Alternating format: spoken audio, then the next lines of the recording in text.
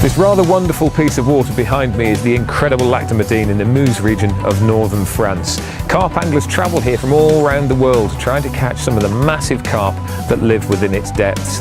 The scene this evening is one of peace and tranquility, but tomorrow that will be shattered. 19 countries, 96 teams will turn up here to fish for one of the biggest titles in professional competition carp fishing. This is the World Carp Classic.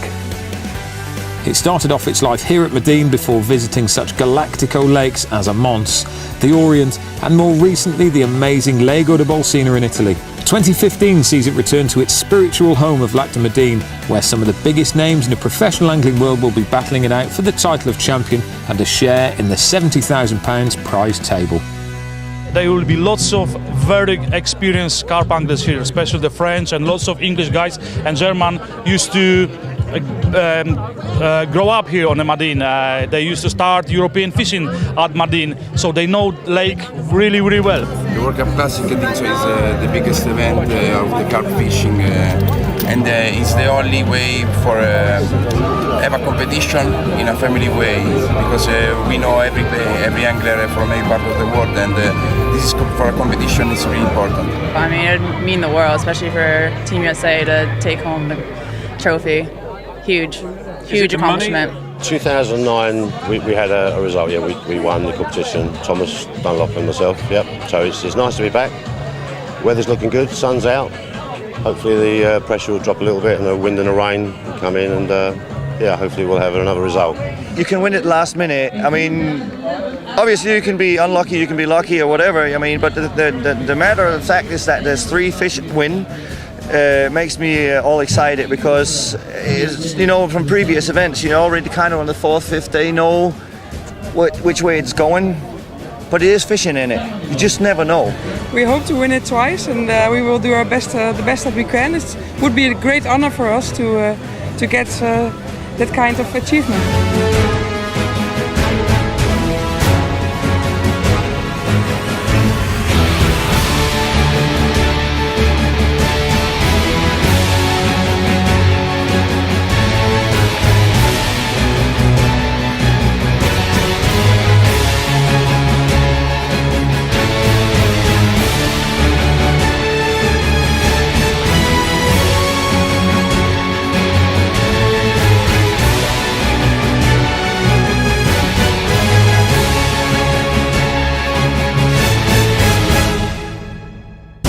Going on behind me now is the draw, and this is one of the crucial parts of the World Carp Classic.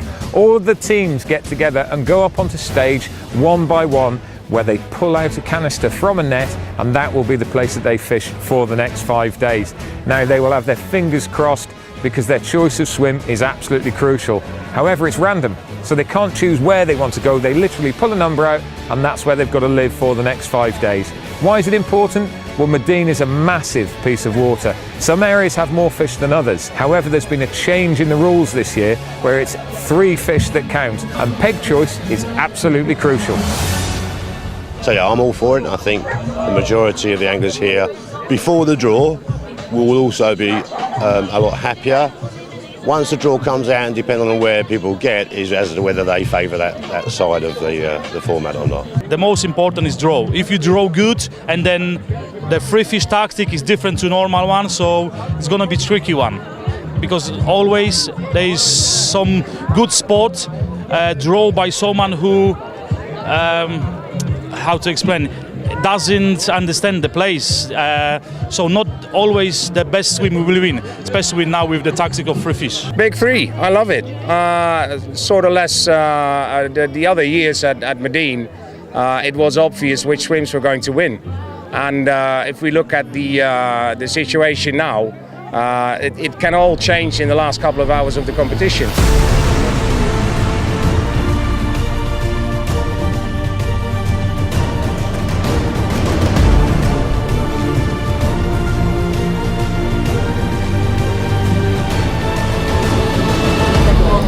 right on the top end of the section. It's can't be better. We can only mess up now. But the fish are there, and we're gonna catch them. Not many fish, but big 3. Yes, we are happy. We didn't expect that we take the number 1 because the most of the best pegs are out, and my team with Daniele and Roberto are very happy to do this. So if you could have chosen a peg beforehand, would it be this one? I thought about that peg. You know, all the time is just one chance. Also this year is just one chance. Before, and the last event was pick and ditch. You can choose the peg. Maybe if it was 2, if this one was the first, I leave one and I take the number 1 for sure. But we are happy and we'll do our best. Very happy with it. I've fished that one before many times. It's in Pike Alley, does lots of fish. So you're in with a shout then? It's the first time in all the competitions that I've fished I've got a good peg that's got some fish in it. So I'm really happy. Come on! With the draw dealt with and the post decided upon, the competitors were left to gather together for national photographs, tactic talks, congratulations or commiserations on their peg choices, or simply to grab a beer and relax in readiness for the high-intensity week ahead. Competition day saw a misty dawn and anglers heading out to their posts all the way around the 46-kilometre shoreline. Many would leave by boat to the islands or far-flung outposts of this magnificent wild lake.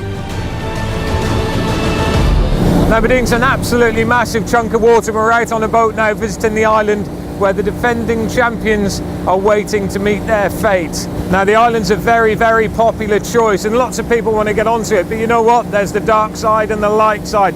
The dark side traditionally doesn't produce that many fish, but it has been known to throw up 1 or 2 very big ones, so it still leaves it nice and open. This big open patch of water behind us, this is the main open water area, and the far end of the island, that's very, very popular. We know that there's 96 pairs from 19 different nations contesting for that place of champion. You know what? The island is that big. It houses 2 sections. 24 teams are competing for honours within this brilliant area.